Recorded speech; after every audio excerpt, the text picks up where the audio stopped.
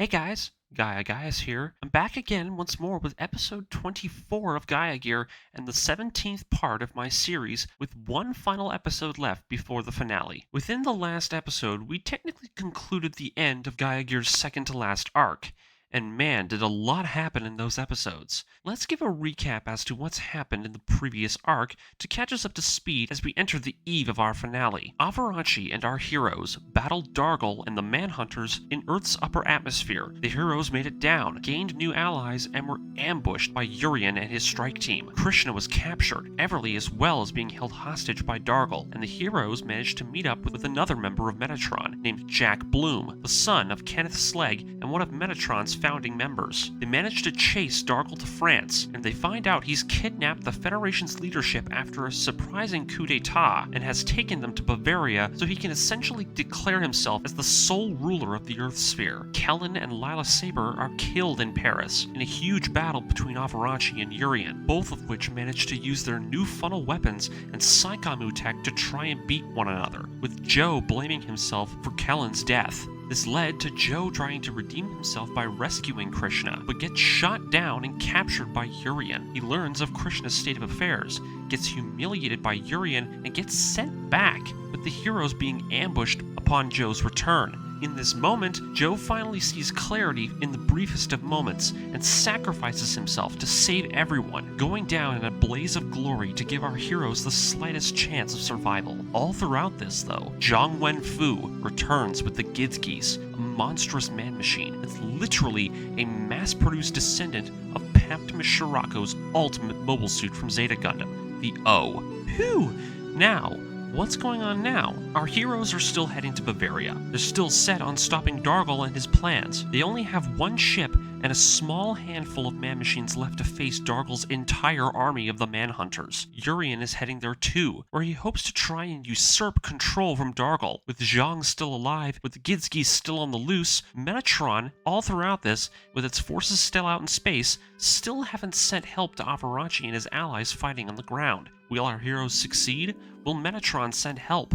Will Yurian overthrow Dargle, or will he fail and Dargle be made sole ruler of the Earth sphere? Well, it seems that time is now upon us, the eve of our finale. Without any more delays, let's get into the 24th episode of Gaia Gear and the 17th part of my coverage of the series. Episode 24, Bavarian Wind. Side note, and I have to warn you now, the translated versions of Gaia Gear's radio drama that exist here on YouTube, the last few episodes kinda stink, as the translation was never actually truly completed. Luckily, there's enough to decipher for me to properly tell the story. So when it comes to the interpretation of certain events going forward, just keep in mind that this took a much longer time to process and decipher in order to create my script for this. As I'd like to mention, the two YouTube channels that collaborated to produce these subs kind of fumbled their way at the end. I'm not saying you guys did a bad job, far from it. You guys actually did a tremendous job of making this story known in public to us here in North America, and probably without your work,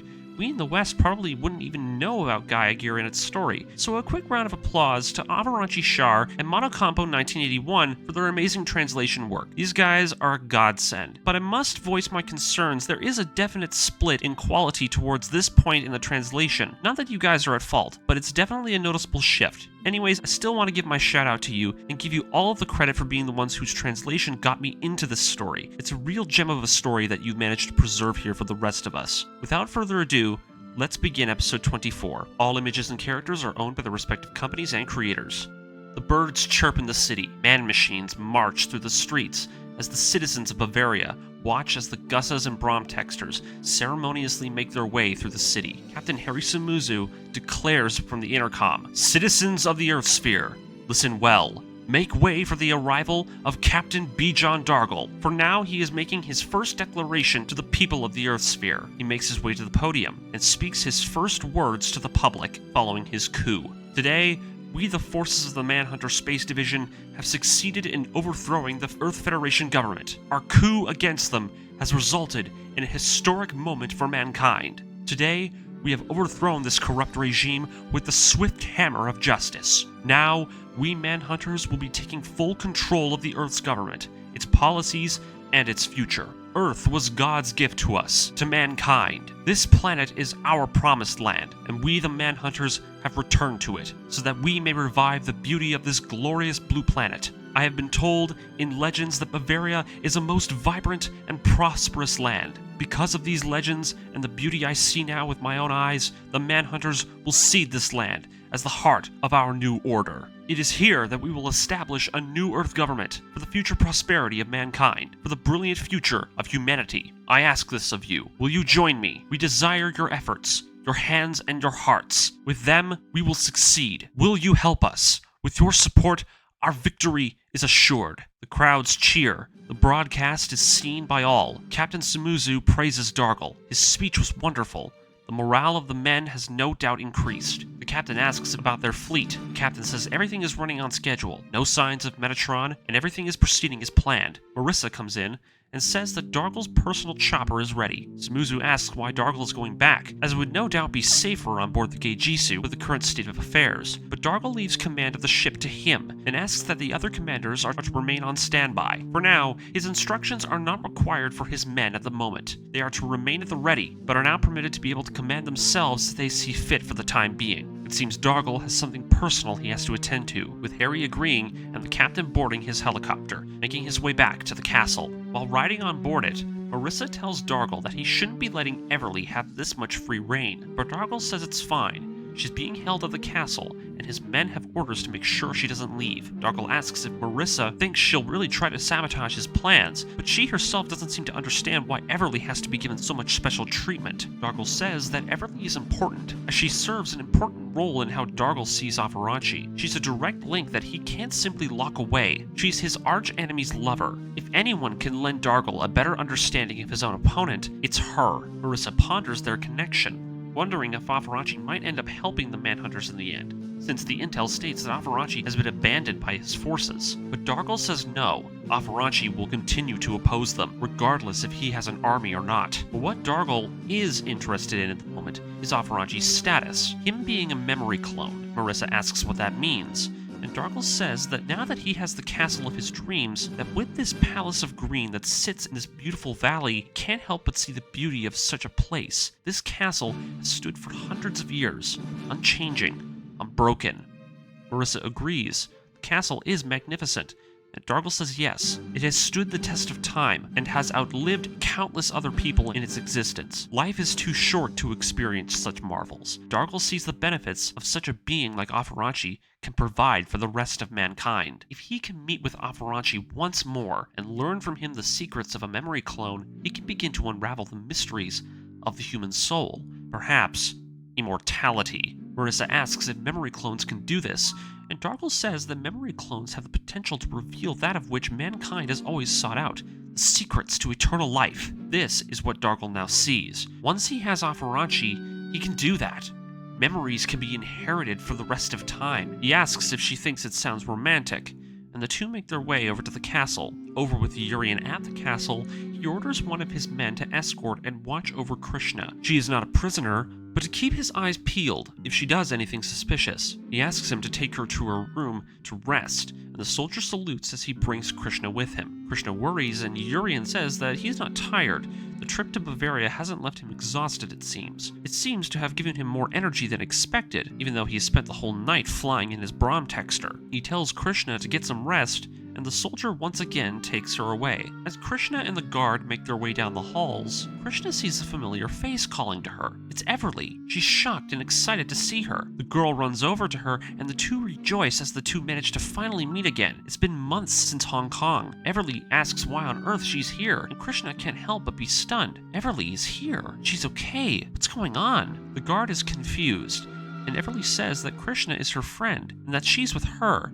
She'll take her to her room. Before the soldier can protest, Everly says that she's aware that Yurian is here, and she'll tell him later. The soldier stutteringly agrees, and Everly manages to take Krishna by the wrist, and the two make their way through the halls of the castle. Back over with Dargle, Marissa enters his study and says that Yurian has come to speak with him. Dargle allows him in, and Marissa goes off to get him. We cut over to Everly's room, and she shows Krishna the view of the valley from the balcony. The conversation shifts, however, as she'd never thought she'd re-encounter her in a place like this castle, but it seems Krishna is remaining silent throughout their entire conversation. She's still fixated on the fact that Everly is here too, and being treated so well. Everly asks what's going on, and Krishna finally breaks, crying as she runs towards her. Over with Dargle, Yurian enters the room. Once inside, Dargle says that he has no need to worry. He's still letting him lead the Manhunter forces in charge of destroying Metatron. And Yurian says that he's failed to slay Afari on several occasions, that he's come here knowing he now sees that he cannot meet Dargle's expectations. Dargle understands, and now sees that Yurian has finally overestimated himself. The Hong Kong Manhunter forces will be placed in charge of dealing with Metatron then. He asks if this was always Dargle's intention, to see him fail, but Dargle asks him to say what he really feels. He's obviously holding in a lot of issues. Yurian says that what Dargle has done has shamed him. He purposely set him up to fail, so that he could have someone like Zhang take over. He then asks if there's any use for Dargle to even have him around, and Dargle says that the Manhunters are the elite. He asks Yurian what that means. Yurian says that someone who is elite is an individual who strives to achieve greatness through their own ambition. Dargle says yes, at least he knows that much of the things he's taught him. However, Yurian continues to cling to his hatred and spite towards Afari, and does not heed his advice, choosing to fight his opponent with trickery and cheap tactics. Dargle then says he's overestimated Yurian's abilities. This leaves Yurian incredibly frustrated. Over with the girls, it seems Everly has managed to learn from Krishna about what has happened to her. It seems Krishna has much conflict inside of her. It seems she does deeply care about Yurian, but his choices are dangerous, and he's going to land himself in trouble. Not to mention the risks he's putting himself in by challenging Dargle this way. Krishna says she can't return to Metatron right now. With what happened with Joe coming to rescue her, she feels nothing but guilt for betraying her friends. But Everly tells her not to think like that. Krishna says that during her time spent with Yurian, she thought she was fine. She thought she could come to a sense of understanding with him, but to no avail. Everly asks if Yurian likes her, and Krishna says she doesn't even know. He may have gained a symbolic victory over Afari by taking her, but that he's worse now because of it. Everly says that's awful, and Krishna says that what she was told about when it comes to a man and a woman who are in love, that the relationship they have is a simple one, that whether it'll work or not between them will be decided by their first meeting. Love and affection isn't something people can build up to with effort. It isn't human in her eyes. Everly ponders this, and Krishna asks her how it is that her and Afari managed to foster such a bond, and Everly says that the two of them have known each other since they were kids. Afari to her is the closest thing to a sibling that she's ever had. Krishna says that there shouldn't be a need for complexity for them then. If the two have been together for that long, that is. Her own father strove to please her mother, but she couldn't return that affection, so she left. Krishna hated her mother for that. Why leave a man who loved her? Why not love him back? It is here that Krishna finally understands why. It wasn't that simple. Yurian's own affections have shown her that. Her parents were fumbling the signals as they were together, as she and Yurian are now. Everly asks if they are the same in that way. Krishna says yes, and Everly asks that if things were different and the two had been allies and not foes, would things have been any different? Would they have loved each other more honestly? Krishna says that she doesn't know. She doesn't know if she'll ever understand. But suddenly, Everly pulls her to the side. Why don't the two of them try to escape from here, right now? Krishna asks why, and Everly says if the two of them escape right now, then Afari will be able to succeed. He wouldn't have to fear for the two of them, as the two of them wouldn't be an obstacle to his mission. She asks her if she wants to come with her. She's been already planning an escape for herself. Krishna asks if she really intends to do it. They could be killed if they were caught.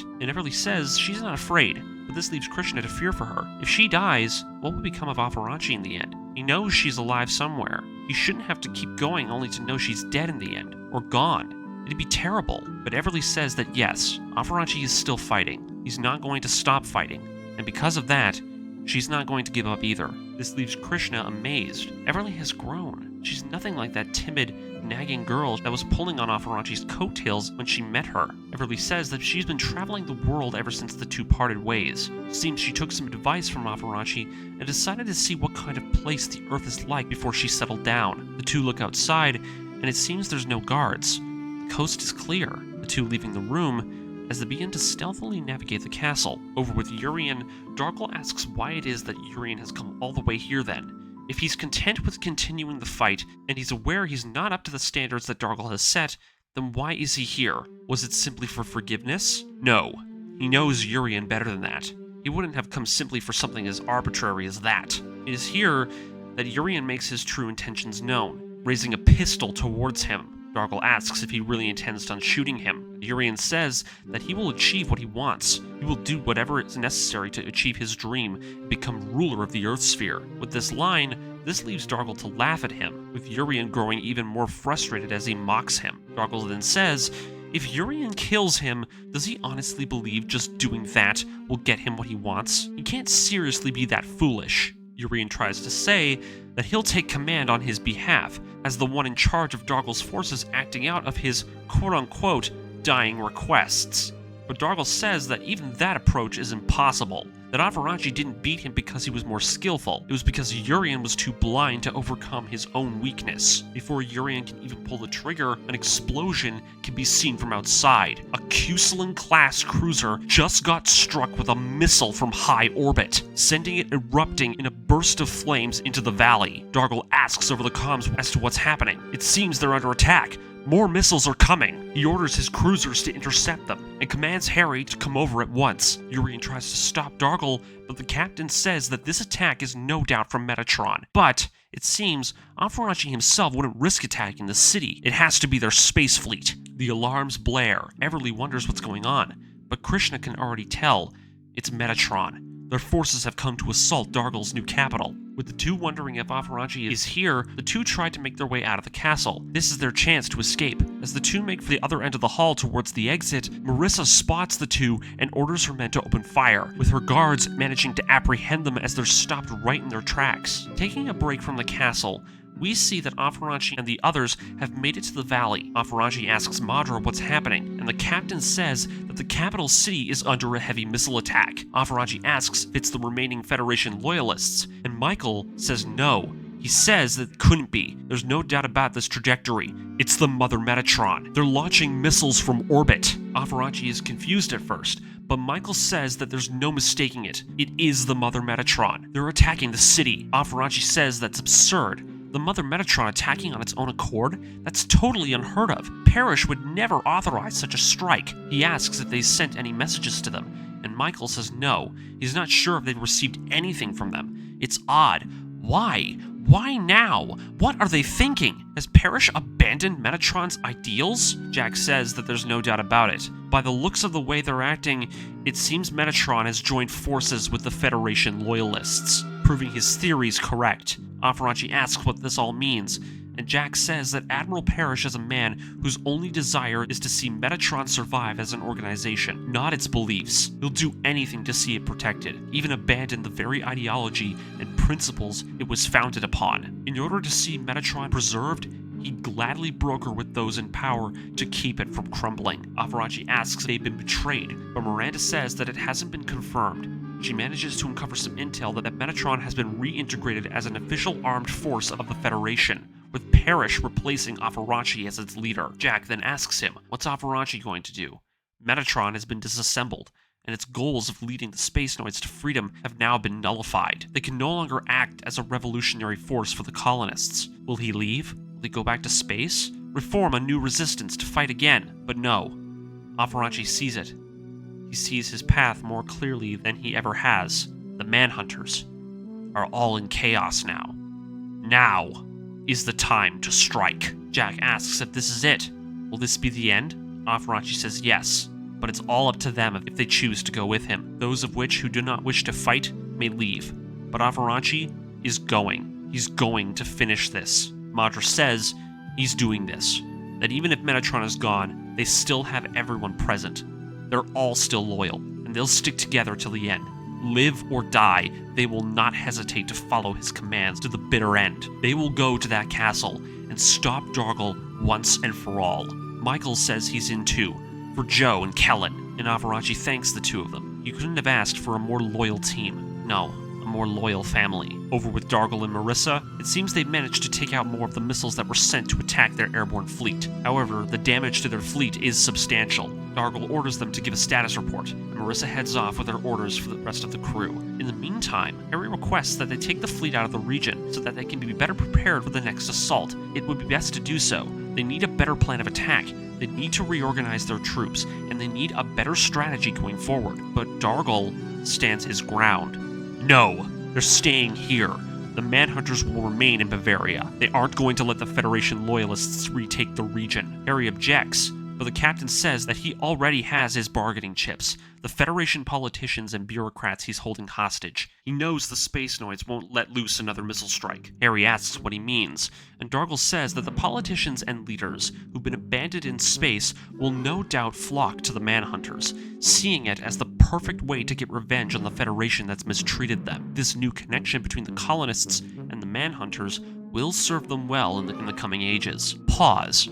If you're wondering what he means by this throughout this whole conversation, you see, Dargle believes that these missile attacks are being sent by the Loyalist Federation forces, the forces that remain loyal as part of the Space Fleet. As for the declaration he had given to the rest of the masses, he thinks this has managed to gain the Manhunters the Space Noids' allegiance, but we the audience know that it's Metatron attacking on the Loyalists' behalf, meaning Dargle is wrong in this situation.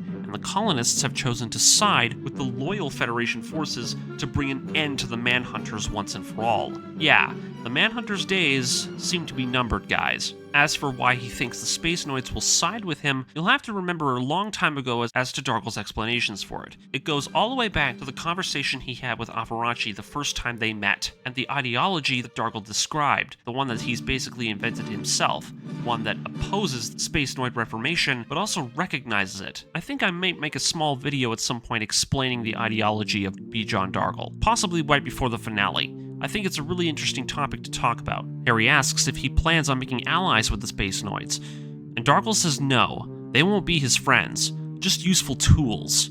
Harry laughs, seems he now understands well, and then orders the ship to redeploy. They can easily shrug off the next attack with a new plan of defense. But before he can give the orders, he asks what the captain plans to do about Afari. Says that the Hong Kong Manhunters will deal with him as planned. Side note, he doesn't realize this yet, but Zhang's entire squadron were pretty much crippled in the last episode. He's completely unaware that Afari is heading straight for them as he speaks. Harry asks about Zhang, and Dargle admits that the man is reliable, more so than Yurian, but he's not as ambitious. So unlike Yurian, who could serve him as a metaphorical scalpel, Zhang is better off as a simple bludgeon for him to throw at Metatron. Over with Krishna, it seems Marissa had re-imprisoned Everly, with Yurian stating that she's being held under lock and key by Marissa's men. Krishna asks about the attack. Why did Metatron attack the city from orbit? But before she can ask any more, Yurian yells at her, telling her to shut up, asking her to just be quiet for a minute. Krishna asks what happened,